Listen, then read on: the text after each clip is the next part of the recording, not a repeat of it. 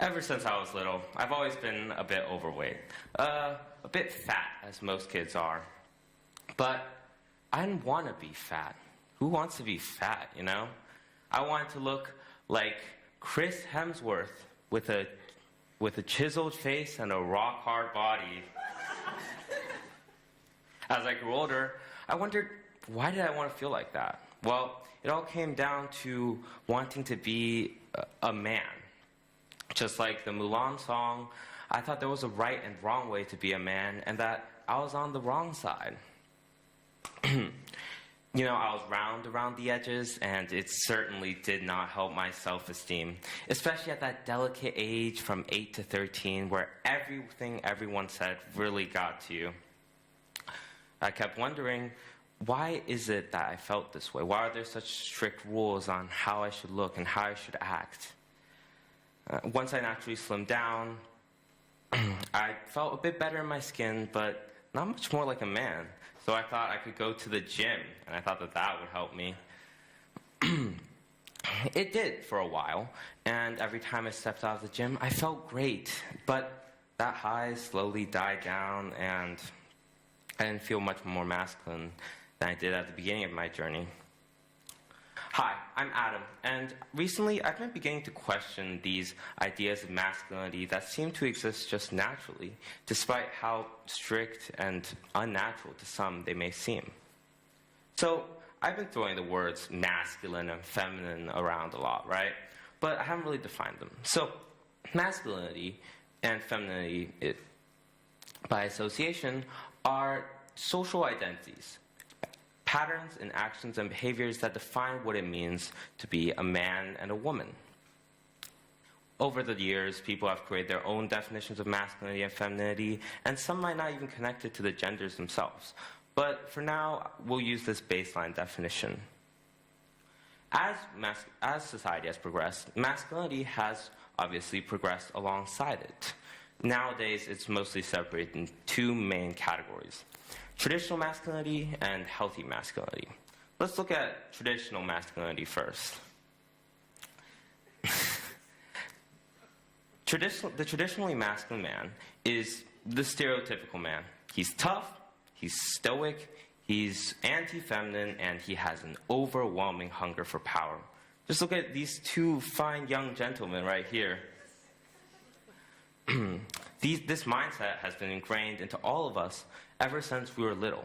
You know, I'm sure many of you have heard or maybe have said, "That's gay," as an insult, probably in middle school. Or you probably have said or heard, "You hit or you throw or you cry like a girl."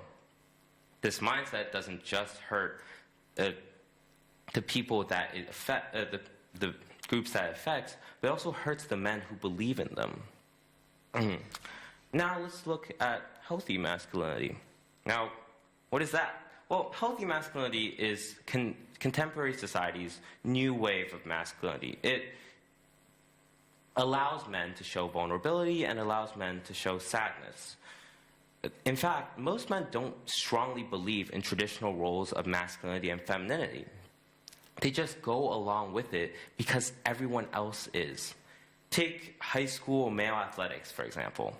Maybe you don't want to be hypermasculine, but your coach is telling you to be hypermasculine, and your teammates are all being super masculine. So what can you even do, right? Masculinity today is pretty divisive. There is only these two categories and a gap between them. Either you are a cringy feminist or you are the hypermasculine man. That is dangerous because most people aren't anywhere in between, are between that gap. And if you are between that gap, well, you get penalized.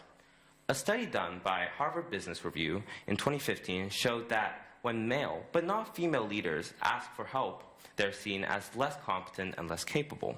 On the same note, when men cry at work, they're seen as more emotional than women who cry at work.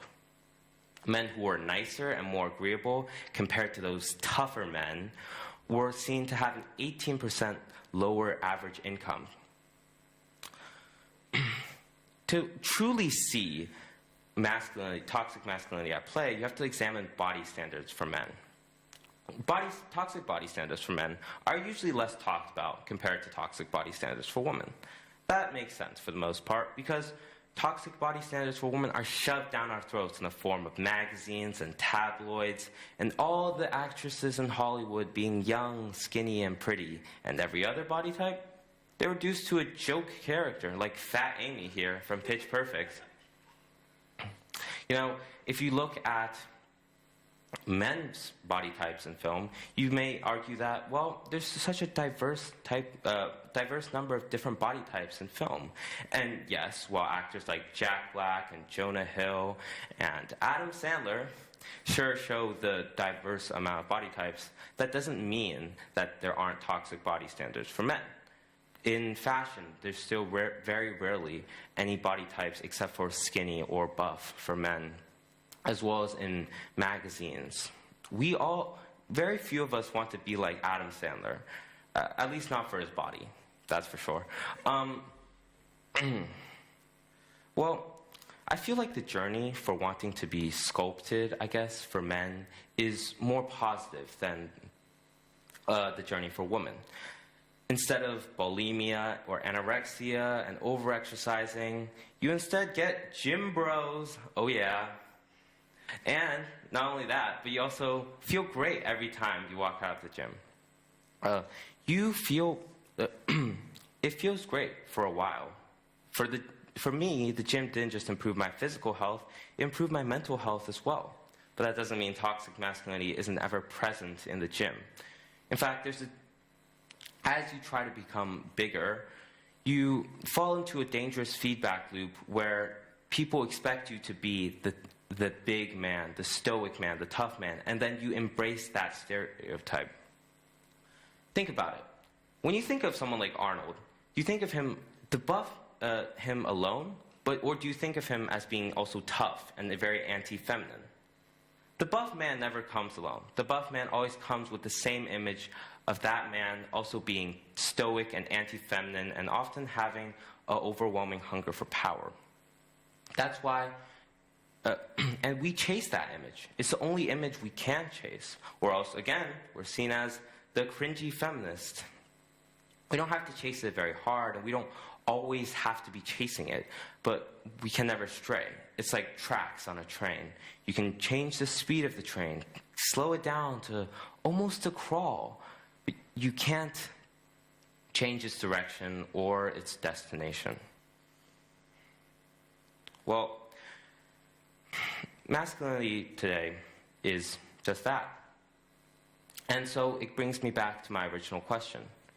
What's the right balance between that? Is there a right balance? Because it's hard for many men to embrace this new wave of healthy masculinity because of what has been ingrained into our minds since we were boys. And traditional masculinity, as I've said, there are many, traditional masculinity can be very dangerous, I've shown in multiple examples. So what is the right balance? And is there a right balance? I don't think that I can answer this question, because it's not a question for me to give, it's not an answer that I can give to you. And I don't think I'm qualified to answer this question. And in fact, I think that trying to answer this question goes against what I'm trying to show in my speech. You can express your gender in any way you want. It's not restrictive. Because even though traditional masculinity and healthy masculinity, like, they hate each other, they fight a lot, that doesn't mean you can't make your own decisions. You do what makes you happy. You know, you don't have to be like him or him or him or him or any of these guys. There is so much more to gender expression than just one right answer and a million wrong ones. There isn't a best answer. You can be whoever and however you want to be.